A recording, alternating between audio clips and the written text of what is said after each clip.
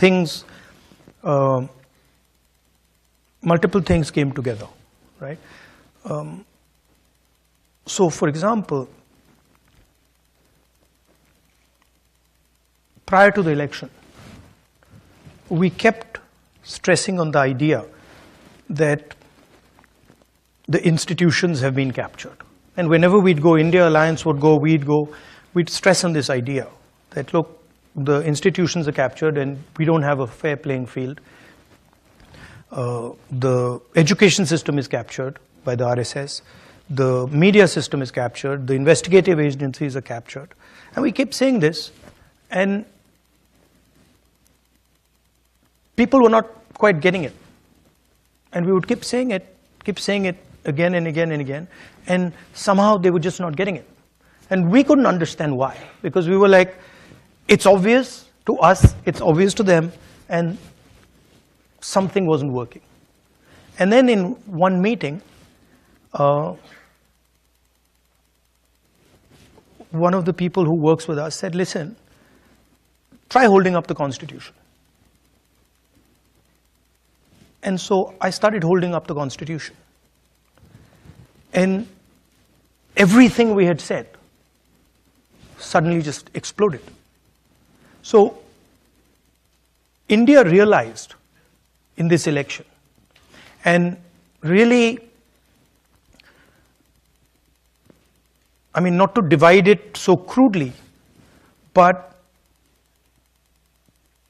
poor India, disenfranchised India, oppressed India, that India, it understood that if the Constitution goes, the whole game is gone. And so that was the first sort of, I saw it, there was a shockwave, that when I would hold up the Constitution, it would go, like I could see the shockwave going, that people are like, oh yeah.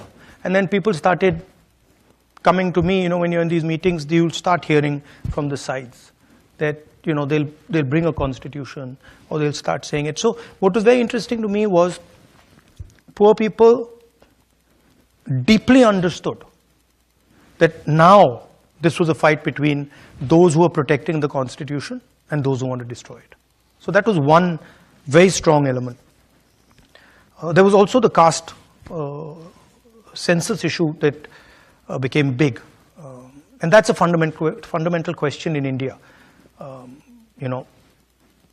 Share, what you say in Hindi, bhagidari, of the institutions, the structure, the power of the Indian state.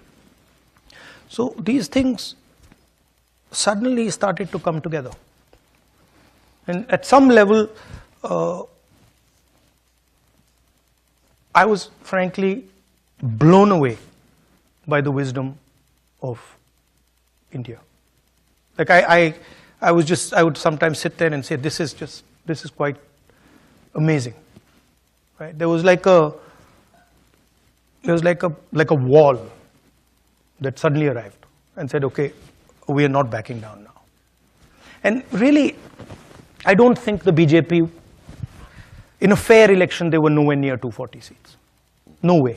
I mean, I'd be surprised if they had a financial, huge financial advantage. They had locked our bank accounts for one, but huge war chest. The election commission was doing what they wanted. I mean, the entire campaign was structured so Mr. Modi could, do his thing across the country. States where they were weak were designed differently than states where they were strong.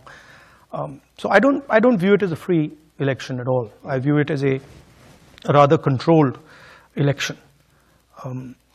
What's your